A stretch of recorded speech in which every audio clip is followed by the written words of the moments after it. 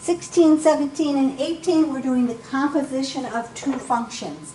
This is read W of U of 5.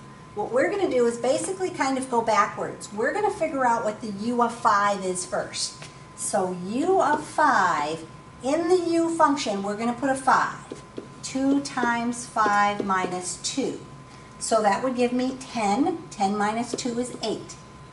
Once I get that answer, I'm then going to do W of the 8, which is what I've got for my answer there.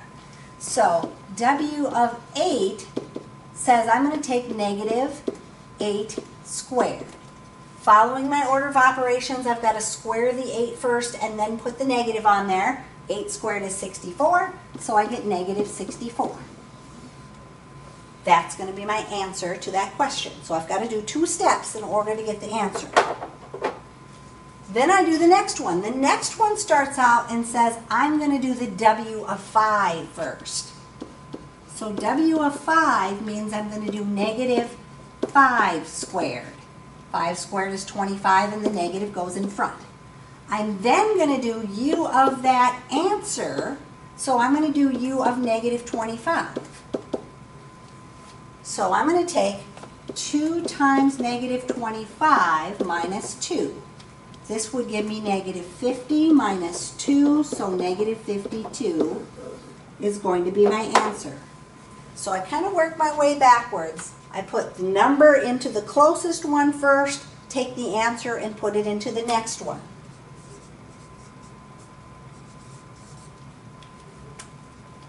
So number 17, same kind of thing. This one's going to start out, I'm going to do R of 4 first. So in my R function, which happens to be the second one, so I'm going to take 4 squared plus 5. 16 plus 5 gives me 21. So now I'm going to do Q of 21. So I'm going to do the square root of 21 plus 4. Well, 21 plus 4 is 25. That one happens to be a nice perfect square. The square root of 25 is 5.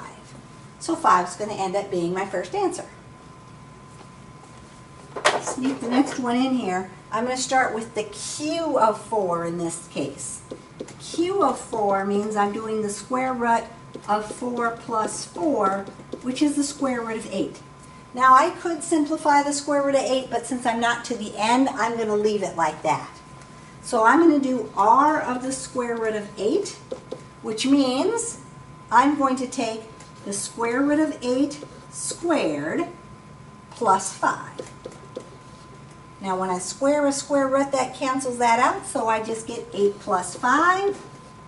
So 13 is going to be my second answer.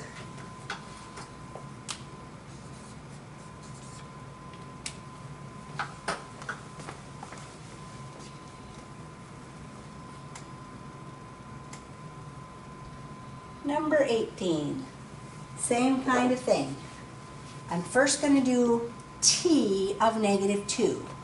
So T of negative 2 means I'm going to do negative 4 times negative 2 plus 3, putting the negative 2 in for the x on my T function. So I'm going to have 8 plus 3.